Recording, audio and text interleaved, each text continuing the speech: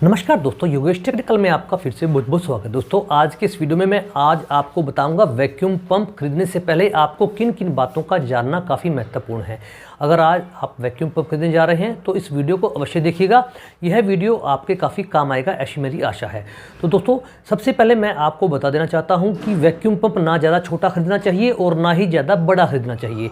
आपको vacuum pump आपके काम के अनुरूप खरीदना चाहिए, लेकिन वो आप कैसे पता करेंगे यही मैं आज आपको इस वीडियो के माध्यम से बताऊंगा। और मैं आज आपको एक ऐसा फार्मूला भी बताऊंगा जिसको अप्लाई करने के बाद आप यह जान पाएंगे कि आप जिस वैक्यूम पंप से काम ले रहे हैं वो वैक्यूम पंप कितने टन तक के रेडिएशन उपकरणों को आसानी से वैक्यूम कर सकता है। ये सभी बातें हम वीडियो में करेंगे, लेकिन इससे पहले मैं आपको बता देना चाहता हूँ कि वैक्यूम हमारे लिए इतना महत्वपूर्ण क्यों है। तो दोस्तों मैं आपको बता देता हूं कि जो भी हम सील सिस्टम में रेफ्रिजरेंट हमारा चार्ज करते हैं किसी भी सिस्टम में, सील सिस्टम में, तो उसमें नमी नहीं रहनी चाहिए, अनकम्प्रेस्ड गैसें नहीं रहनी चाहिए, धूल मिट्टी नहीं रहनी चाहिए और उनको बाहर निकालने के लिए वैक्यूम का इस्तेमाल किया जाता है। लेकिन एक अच्छा वैक्यूम ही उस काम को कर पाएगा। ऐसा क्यों है? हम क्या किसी अन्य तरीके से सिस्टम से मॉइस्चर नमी नहीं निकाल सकते? लेकिन दोस्तों हम किसी अन्य सिस्टम से मॉइस्चर नहीं निकाल सकते। इसके लिए हमें दो चीज़ें करनी होंगी। या तो हमें हमारे उपकरण को गर्म करना होगा 100 डिग्री सेंटीग्रेड पर,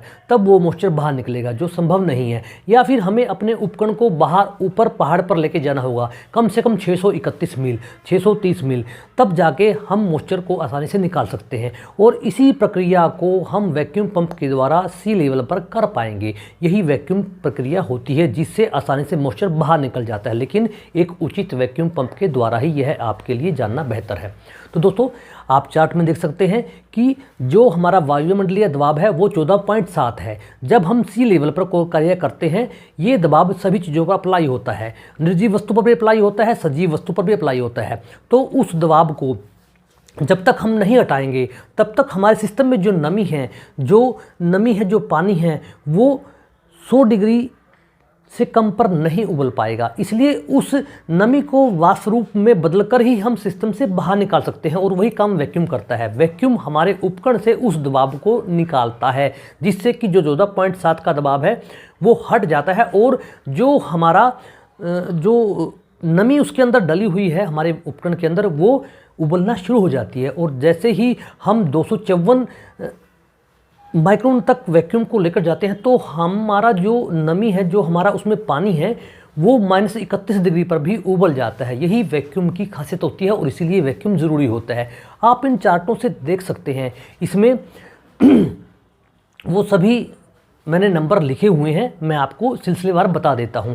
दोस्तों अगर आपको 1 से 10 टन तक के उपकरण को वैक्यूम करना है तो आपके पास कम से कम 1.5 CFM तक का वैक्यूम पंप होना चाहिए। अगर आपको 10 से 15 टन तक के उपकरण को वैक्यूम करना है, उसको 254 माइक्रोन तक लेकर जाना है, तो आपके पास 2 CFM डबल स्टेज आपके पास वैक्यूम पंप होना चाहिए। अगर आपको 15 से 30 टन तक का करना है तो आपके पास 4 CFM का वैक्यूम पंप होना चाहिए। अगर आपको 30 से 45 टन के उपकरणों को वैक्यूम करना है 254 माइक्रोन तक तो आपके पास 6 CFM का वैक्यूम पंप अवश्य होना चाहिए। और अगर आपको 45 से 60 टन तक के उपकरणों को वैक्यूम करना है तो आपके पास 8 CFM का वैक्यूम पंप होना चाहिए। और अगर आपको 60 से 90 तो आपके पास 10 CFM तक का वैक्यूम पंप अवश्य होना चाहिए। और अगर आपको 90 से 130 टन तक के उपकरणों को वैक्यूम करना है तो आपके पास 18 CFM का वैक्यूम पंप होना चाहिए।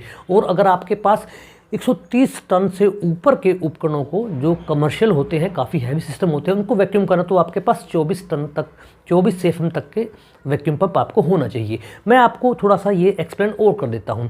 अगर आप 1 से लेकर 10 टन तक के उपकरणों को वैक्यूम करवाना चाहते हैं तो आपके पास 1.2 CFM से 1.5 CFM तक का वैक्यूम पंप होना चाहिए। और अगर आप 30 टन तक के वैक्यूम पंप को हमारे उपकरणों को वैक्यूम करना चाहते हैं तो आपके पास 3 से 4 CFM का। और अगर 50 टन तक के उपकरणों को वैक्यूम करना चाहते हैं तो 5 से 6 CFM का। और अगर आप 70 टन तक के उपकरणों को वैक्यूम करना चाहते हैं तो आपके पास 8 से 10 CFM का आपके पास वैक्यूम पंप होना चाहिए। दोस्तों मैं आपको बता देता हूं कि कंपनियां भी कम से कम 500 माइक्रोन तक का वैक्यूम ही अप्लाई करती है अपने उपकरणों पर। अगर आपने किसी उपकरण को कंप्रेशर बदलने के लिए खोल लिया और अगर आपने उस उपकरण को 10 से 15 मिनट तक खुला छोड़ दिया तो आपको समझिए कि कम से कम 500 माइक्रोन से नीचे तक को वैक्यूम करवाना पड़ेगा, तभी आपका वो उपकरण पूरी एफिशिएंसी से काम कर पाएगा। अभी मैं आपको वो फार्मूला बता रहा हूँ, अभी आप सामने देखिए। तो दोस्तों आप स्क्रीन पर वो फार्मूला देख सकते हैं। वैक्यूम पंप साइज मापने का बिल्कुल आसान फार्मूला है। आपका जो भी वैक्यूम पंप आपके पास है उस पर CFM लिखा होता है। जैसे अभी आपने जो चित्र में वैक्यूम पंप देखा था वो 1.8 CFM का था, और अगर मेरे को यह जानना है कि यह मेरा वैक्यूम पंप कितने लिमिट तक के उपकरणों को वैक्यूम कर सकता है आसानी से, तो उसके लिए मेरे को सिर्फ कुछ नहीं करना है, मल्टीप्लाई करना है 7 से। यानी कि मेरे को 1.8 CFM से गुना 7 करना है, तो उसका जो गुणांक आएगा वो आएगा 12.6 टन। यानी कि मेरे पास जो चित्र में आप वैक्यूम पंप आपने देखा था वो 1.8 CFM का था, मैंने उसको 7 से मल्टीप्लाई कर दिया, तो 12.6 टन तक के उपकरणों को, रेफ्रिजरेशन उपकरणों को मैं आसानी से वैक्यूम कर सकता हूं।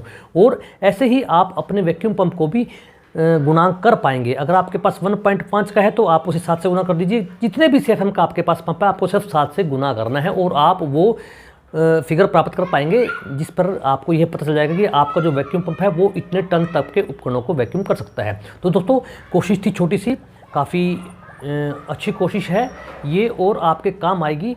वीडियो को लाइक और शेयर कीजिएगा, चैनल को सब्सक्राइब करना भी मत भूलिएगा, और आप मेरे को ट्विटर, फेसबुक, इंस्टाग्राम पर भी फॉलो कर सकते हैं। दोस्तों आपको एक विशेष बात मैं आपको बताना चाहता हूं कि अगर आप नए हैं मेरे चैनल पर तो आप चैनल को सब्सक्राइब अवश्य कीजिएगा, और मेरे को जो भी आप पूछना चाहते हैं आप आसानी से पूछ सकते हैं। मैं कोशिश करूँगा कि आपके उन्हीं सभी प्रश्नों के जवाब जल्दी से जल्दी दूँ। धन्यवाद दोस्तों।